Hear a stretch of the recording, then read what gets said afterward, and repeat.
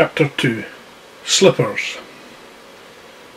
Over time, Grandpa's mind began transporting him back to his days of glory more and more.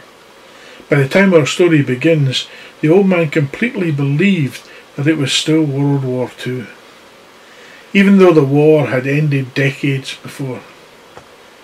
Gran had become very confused, a condition that affects some elderly people. It was serious, and sadly there was no known cure.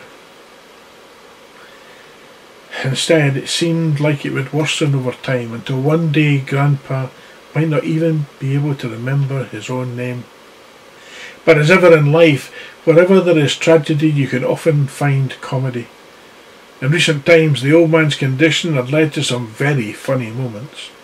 On bonfire night, Grandpa insisted everyone go down to the air raid shelter at once when the next door neighbours started letting off fireworks in their garden.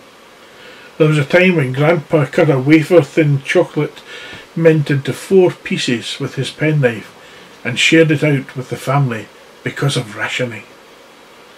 Most memorable of all was the time Grandpa decided that a shopping trolley at the supermarket was really a Lancaster bomber. He hurtled down the aisles on a top-secret mission, hurling huge bags of flour. These bombs exploded everywhere, over food, over tills, even covering the haughty supermarket manageress from head to toe. She looked like a powdery ghost. The clean-up operation lasted many weeks. Grandpa was banned from the supermarket for life. Sometimes Grandpa's confusion could be more upsetting. Jack had never met his grandmother. This was because she had died nearly 40 years ago. It had been one night towards the end of the war in a Nazi bombing raid over London. At the time, Jack's father was a newborn baby. However, when Jack stayed at his grandfather's tiny flat, the old man would sometimes call for his darling Peggy as if she were in the next room. Tears would well in the boy's eyes. It was heartbreaking. Despite everything, Grandpa was an incredibly proud man. For him, everything had to be just so. He was always impeccably dressed in a uniform of double-breasted blazer, crisp white shirt and neatly pressed grey slacks. A maroon, silver and blue striped Royal Air Force tie was forever knotted neatly around his neck. As was the fashion with many World War II pilots, he favoured a dashing flying ace's moustache. It was a thing of wonder.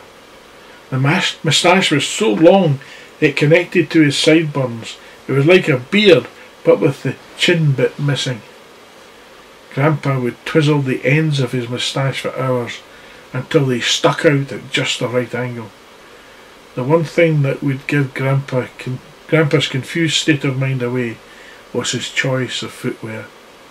Slippers. The old man no longer wore shoes. Now he always forgot to put them on. Whatever the weather, in rain, sleet and snow, he would be sporting his brown checked slippers. Of course, Grandpa's eccentric behaviour made the grown-ups worried. Sometimes Jack would pretend to go to bed, but instead creep out of his bedroom and sit at the top of the stairs in his pyjamas. There he would listen to his mother and father downstairs in the kitchen discussing Grandpa. They would use big words that Jack didn't understand to describe the old man's condition. Then Mum and Dad would argue about Grandpa being put in an old folks' home. The boy hated hearing his grandpa talked about like this, as if it was some sort of problem. However, being only 12 years old, Jack felt powerless to do anything. But none of this stopped Jack adoring hearing stories about the old man's wartime adventures. Even though these tales had become so real to Grandpa now that the pair of them would act them out, they were boys' own adventures, stories of daring do. Grandpa had an ancient wooden record player the size of a bath.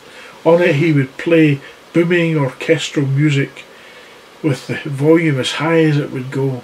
Military bands were his favourite, and together Jack and his grandfather would listen to huge classical pieces like Rule Britannia, Land of Hope and Glory, or The Pomp and Circumstance.